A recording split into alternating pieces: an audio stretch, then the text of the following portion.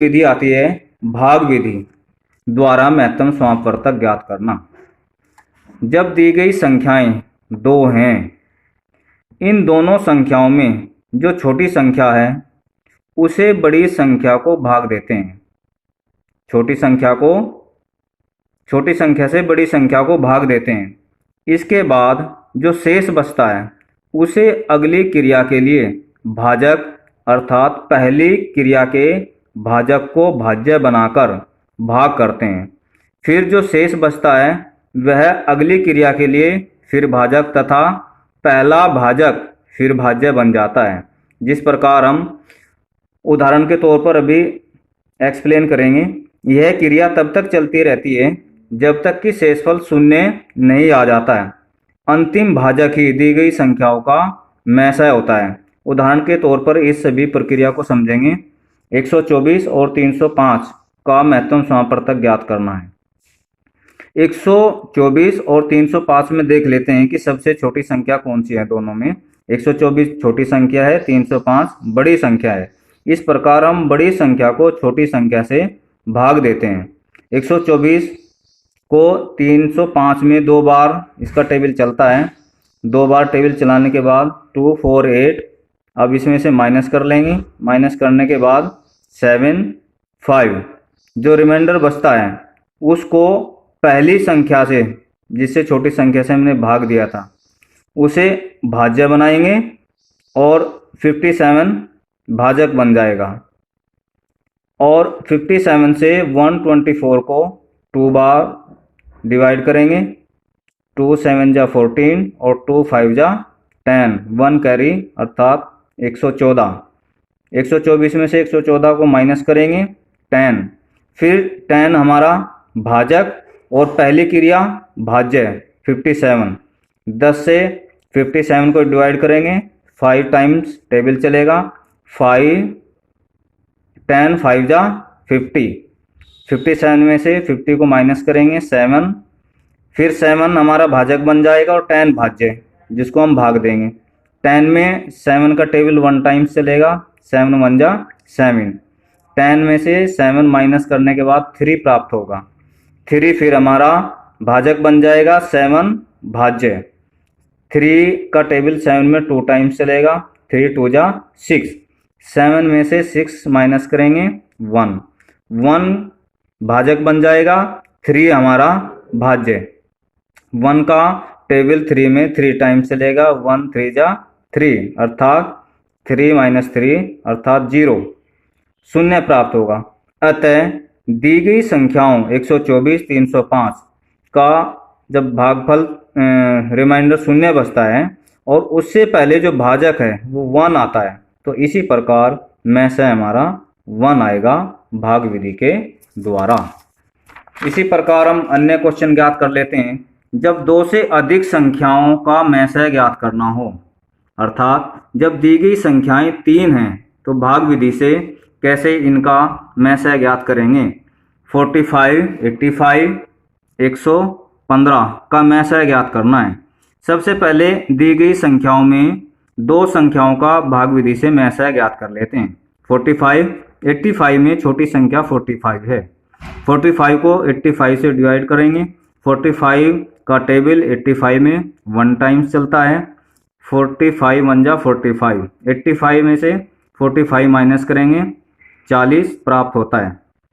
अब 40 पुनः की भांति हमारा भाजक कहलाएगा और 45 जिससे हमने पहले इसको भाजक था वो हमारा भाज्य बन जाता है। अब 40 का टेबल 45 में 1 टाइम्स चलता है। 40 1 जा 40। 45 में से 40 माइनस करेंगे 5 हमारा भाजक बन जाता है और पहले वाला जो भाजक था वो भाज्य बन जाएगा।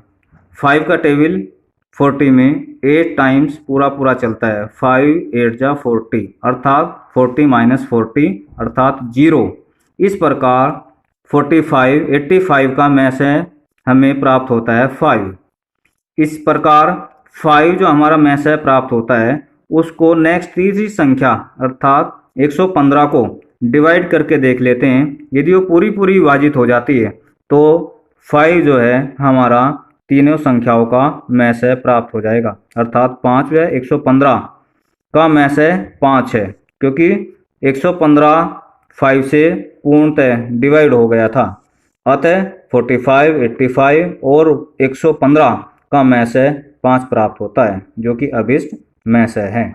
इसी प्रकार यदि दी गई संख्या 4 हों, जब दी गई संख्याएं 4 हों तो भाग विधि से हम मैसय कैसे ज्ञात करेंगे, जान लेते हैं किस प्रकार ज्ञात करेंगे।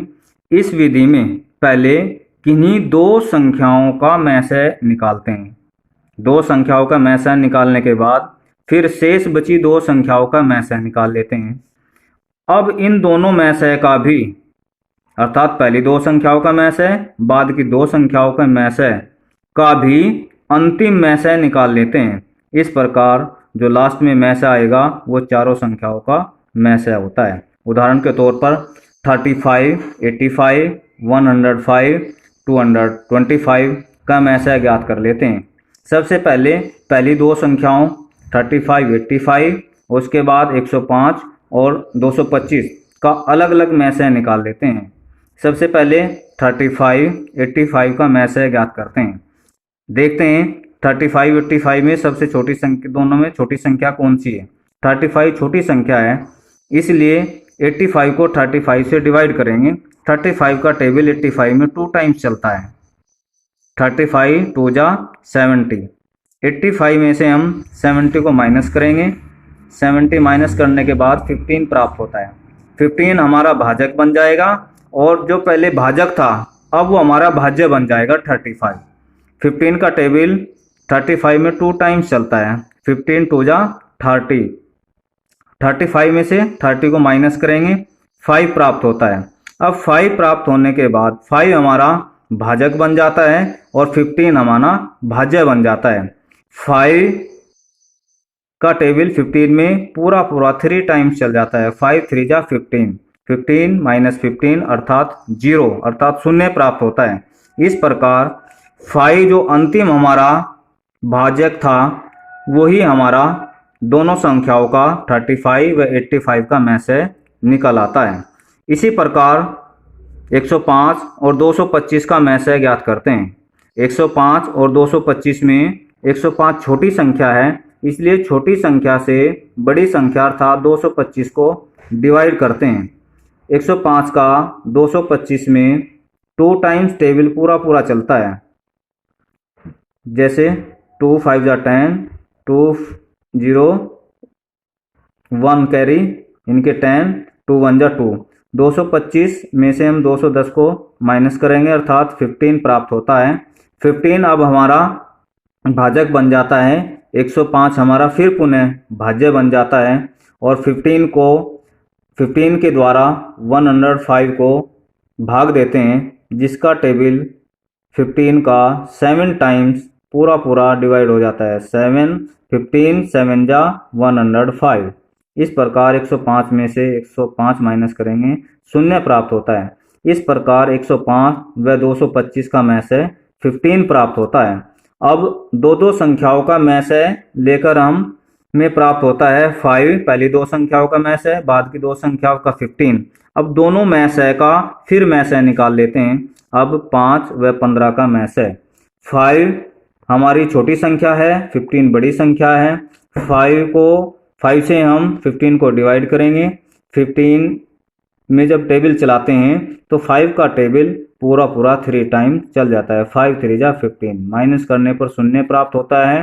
अर्थात अब इन संख्याओं का भी मैसय क्या प्राप्त होता है, हमें 5 प्राप्त होता है। अर्थात 5 व 15 का मैसय, दोनों संख्याओं के जो मैसय थे उनका भी मैसय 5 प्राप्त होता है। इस प्रकार हम कह सकते हैं कि 35, 85, 105, 225 का मैसय 5 प्राप्त होता है। अब दशमलव संख्याओं का मैसय ज्ञात करना।